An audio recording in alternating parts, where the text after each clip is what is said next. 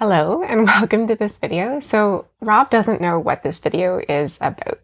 I was going to film it on my own, but I decided that it would probably be beneficial to be more of a conversation between me and Rob in terms of how we present it. And so I suppose welcome to this impromptu surprise therapy session. Oh, okay.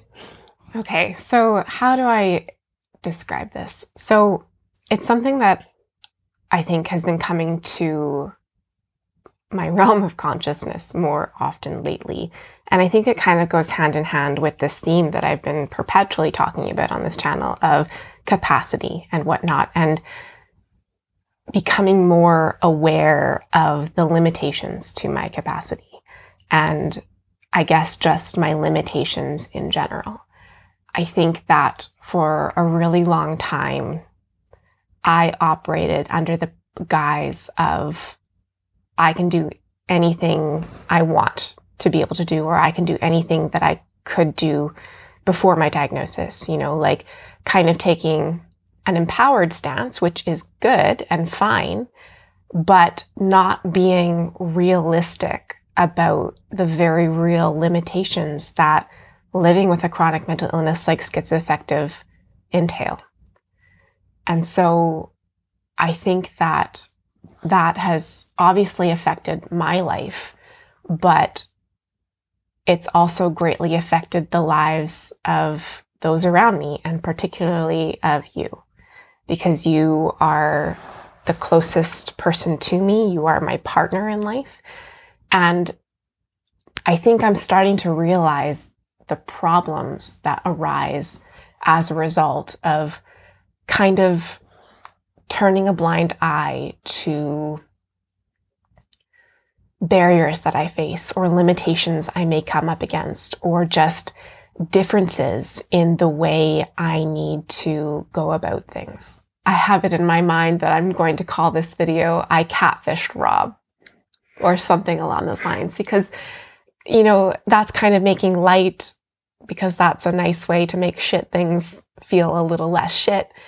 But I really feel that way sometimes, that I presented myself under this package of a really high-functioning neurotypical person. I hate the term high-functioning, but that's how I packaged myself as, someone who didn't let their mental illness get them down and didn't let their mental illness interfere in the kind of life I wanted to live. And while that's a great notion and I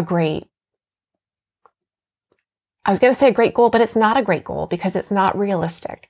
It's not being honest with myself about the implications present with living with an illness like schizoaffective disorder. I'm in this place now where I feel really bad and just kind of deeply guilty about operating like that for basically the entirety of our relationship up until this point where I'm like realizing that I have very real limitations. I can't do things that the same way that I think I can, or that I could pre-diagnosis. And I'm getting lost in this rambling, but basically just feeling guilty that I wasn't honest with you in the first days of our relationship about how my illness impacts me and consequently us. And, probably part of why I asked Rob to join me in this video is because some part of me wanted him to be like, no, it's not true. That's fine. Like, it's all good. It's not a problem. But I think more importantly, I wanted Rob here because I think it's important to hear from him too on this aspect of being in a relationship where a chronic mental illness is present. Because, when there's also this caregiver element in an intimate relationship, an intimate partnership, it really, really complicates things and makes things really, really messy. And I don't think that gets talked about enough. I'm just talking. I'm going to let you talk. I'm going to stop talking. What do you think? I think that, the catfishing element was that's the salacious detail here, but that's not actually what happened. You know, like, I think that you were honest and forthcoming about your diagnosis and like experience in terms of like hospitalization and that kind of thing. And then I think that of course there's like a level of ignorance about, you know, an understanding of, well, how much does this affect your life, and in what ways does this affect your life beyond just like hospitalization? And I think, you know, I think it's that aspect is probably something that you are still learning, and I think that's something that we have been learning like throughout our relationship, and we are by no means, you know, experts at that yet in terms of figuring out how to navigate it in the best and healthiest ways. I think the reality is identifying, coming to terms with, accepting, and living in accordance to your limitations is something that is difficult for anyone and everyone. And so, yeah, the way that's showing up in my life is what I was describing about not wanting to accept that my illness comes with limitations and it impacts my life in ways that I didn't want to acknowledge or accept. And that has had consequences on our relationship. I think that because I have been coming at things from that point of kind of ignorance, it creates this space for resentment to build in terms of that caregiver dynamic being present, but no one's acknowledging it and no one's talking about it. And I think that that is also part of my aim with creating this video with you, is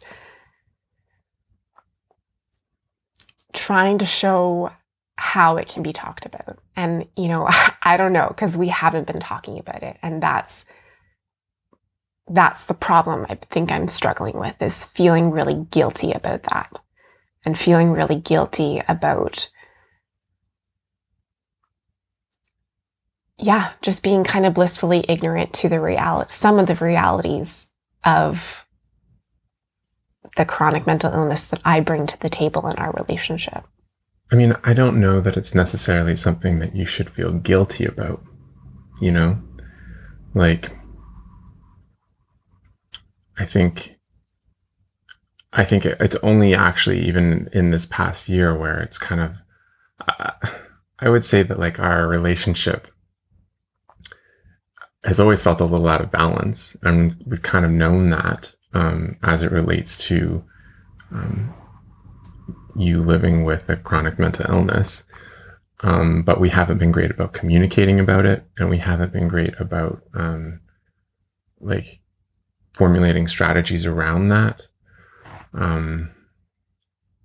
I suppose where the guilt comes from is, so I'm just saying that it shouldn't just be something that it's just like I've been a terrible person because of not realizing this. That's not what I'm trying to communicate. And this is also partly why I wanted Rob to be present for this video, to like communicate that like, no, it's not like, you know, I don't know if I'm going to call the video I catfish Rob, because that's how I feel.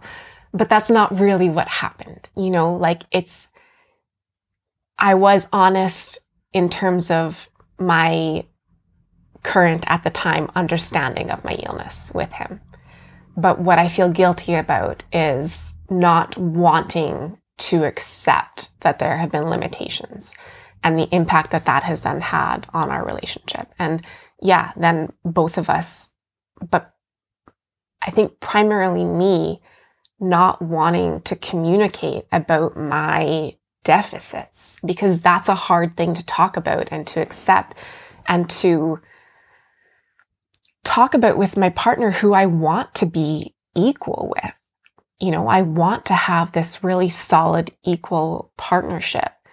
And in a very ableist conception of what that means, I don't want to talk about the ways my mental illness impacts my ability to show up in our partnership, because that doesn't feel good, that it's different from the way you show up or from the way other people show up. But I think that that's probably a really big takeaway from this conversation, is that you can still have an equal partnership where the way each other shows up looks different according to various, I don't know the word, accommodations you need in your relationship sort of thing, based on neurodivergence, mental illness, disability, whatever it may be that is causing you to need to show up in a different way.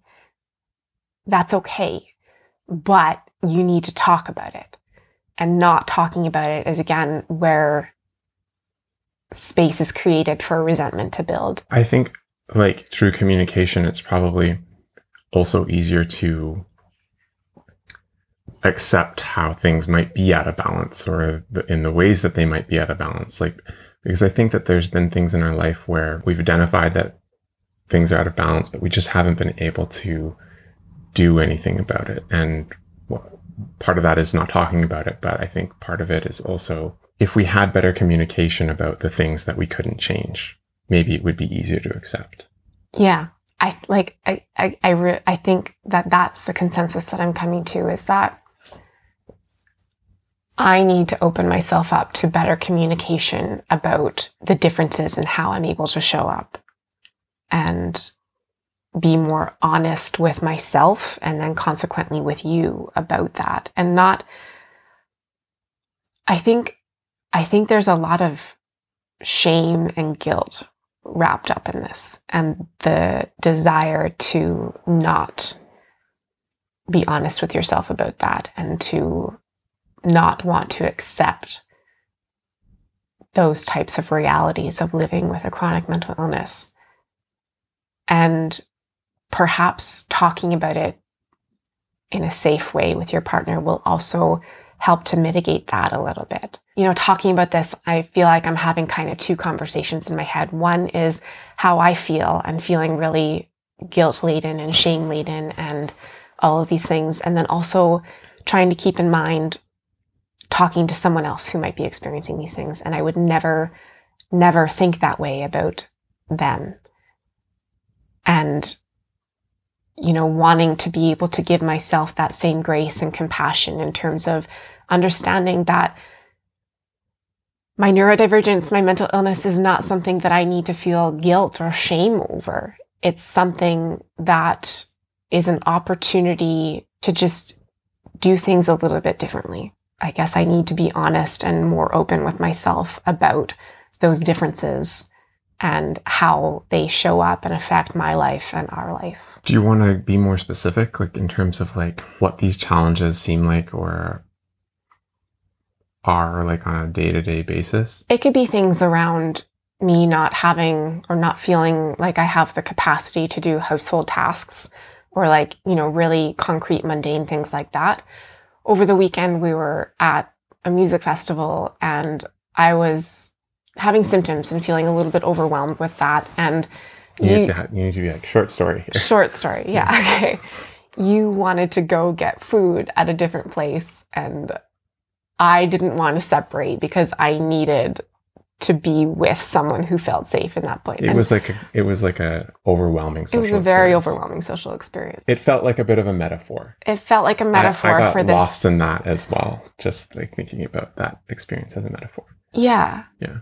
And I think that experience and you feeling disappointment about not being able to go get the food you liked because you had to cater to my needs in that moment. Now I feel guilty because that sounds so petty. But No. Like what ended up happening was neither of us really got what we wanted, you know, in that situation. Yeah. Like. And I don't think we handled it in the most effective way because perhaps communication wasn't as good as it should have been. And so that's, I think, really where the metaphor felt really striking. When I have needs in relation to struggling with symptoms or dealing with my illness in some way, and it impacts your autonomy or your needs, and there's not clear communication about what's going on and how we want to tackle it together, it just kind of happens, and neither of us are left feeling very good. And I think that that was really what it felt like in terms of a metaphor for the greater problem that this video is really about. Mm-hmm. I'm trickling sweat. Yeah, I'm hot too. I'm not putting that in the video. It's just going to show up soon. This is a really uncomfortable thing to talk about. It's also very hot in this room. We turned off the AC in the window, but it's an uncomfortable thing to talk about. And I think it's a difficult, like, we're speaking a little vaguely here too, because I think there is a sense of like preserving the personal details of our lives. But, I think anybody who has been like a caregiver for somebody else, not just, under circumstances of chronic mental illness, but, like hospitalization or sickness or whatever, you kind of do understand that like tricky balance between putting the needs of somebody else first above your own. But for how long can you do that? Because you can't do that forever. And then when you can't do that forever, which is, I think, how our relationship was in the beginning, then it starts to create resentment. And then you want to figure out, well, how do I take care of both things? How do we take care of somebody else's needs and take care of my needs, and find that balance where everybody is as good as they can be, but it's still tricky because at least I know that I can't over like a protracted period of time just completely always put your needs above my own, because it does lead to resentment and I burn out, and like I feel the stress in my body, and that's not a long-term gain here, where I just burn out and then we can't do anything. You know what I mean? And that's not my expectation. No, and either. I know that you don't have that expectation either. And it's sort of like me feeling like an obligation to do that. And then it gets messy trying to figure things out on my own. Like, well, how much do I give and how much do I take for myself, kind of thing. Mm-hmm. And I think that's, again, another opportunity for better communication to kind of ease that burden. And it's hard to communicate, I think, about what your needs are, and to compromise and negotiate with another person to try to find the best balance for everybody. I mean, I think anyone in an intimate partnership finds themselves up against that. Like, I'm the one with the mental illness, but I've felt that with you, where I care about you so deeply and I want to take care of all of your needs. And sometimes I just jump into that, foregoing my own needs. And so that's a tricky element of intimate relationships in general. But then when there is this chronic illness of one, or whatever it is, from one person in the relationship, that's like makes it so much messier and so much more difficult to navigate that. And so I think it's okay that we're talking about this in terms of vague concepts, because I think that this is something that a lot of people go through and will know what we're talking about and understand and be able to relate to this. I hope you can't relate to this, but I think that there are a lot of people out there who understand this really difficult dynamic. I hope that this is kind of modeling or starting, showing how to have conversations about this, because I think that communication is really, good and healthy, and an effective communication is really the only way to navigate this in a sustainable, healthy for both parties way. Okay, so thank you, Rob, for letting me bombard you on the internet with a slightly heavier topic of our relationship. I think that this is something that we're going to talk about more. It's coming more to the forefront of our minds in terms of the dynamics of our relationship and what it means to live with and manage my illness, schizoaffective disorder. I'm becoming more aware of the importance of addressing it and of being more honest, open, and accepting of the limitations that my illness entails and how that affects me and the people that I love. Don't be afraid to talk about this stuff. I know it's really hard, but it's really important. Rob was just trying to add something, but kept scrapping it. So I will try to do it justice, because I think it's important where I talk a lot on this channel about the importance of acceptance and how it's not something you arrive at. It's not this magical destination you arrive at where you have self-acceptance or acceptance of your illness. It's an ongoing journey. And I think what Rob was trying to communicate is that it's an ongoing journey for support people in your life too, where, yes, I live with schizoaffective disorder, and so I'm going to be on this journey of self-acceptance around that, but my schizoaffective disorder also affects Rob in terms of my relationship with him and how it shows up in our partnership. And so he also needs to do some work around this journey of accepting that as well. And I think that's a really difficult thing to wrap your head around, needing to be on this journey of acceptance for something that you don't even live with. But feel free to jump in here. No, it affects both of our lives, Yeah. So. And I really think that basically all the strides I've made in terms of learning how to live with and manage my illness effectively have come from ultimately working on accepting it, working on accepting myself, and working on accepting how the illness affects my life. And I'm sorry, but I've saddled you with that burden, challenge, journey, whatever you want to call it, however you want to look at it, of working on accepting that as well. So sorry and thank you. It feels like we're in this together. Okay. Yeah. Well, that's as good a time as any to wrap things up. Thank you very much for watching this video. If you have any experience or thoughts you want to share on the topic of this caregiver dynamic and how it shows up in your relationship, I would really love to hear from you in the comments below. Thank you so much for watching. And as always, wishing you and your loved ones good health. We'll see you in the next video. Bye.